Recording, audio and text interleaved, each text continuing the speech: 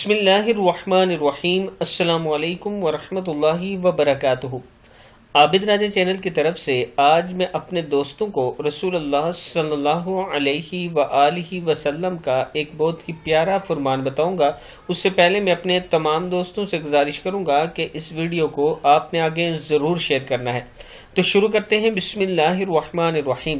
حضرت ابن عمر رضی اللہ تعالی عنہ فرماتے ہیں کہ رسول اللہ صلی اللہ علیہ وآلہ وسلم نے فرمایا، اسلام کی بنیاد 5 چیزوں پر رکھی گئی ہے۔ نمبر 1، اس بات کی گواہی دینا کہ اللہ کے سوا کوئی عبادت کے لائق نہیں اور بے شک محمد رسول اللہ صلی اللہ علیہ وآلہ وسلم اللہ کے رسول ہیں۔ نمبر 2، نماز قائم کرنا، زکوٰۃ دینا۔ نمبر 3، زکوٰۃ دینا۔ نمبر 4، رمضان کے روزے رکھنا۔ نمبر 5، بیت اللہ کا حج کرنا۔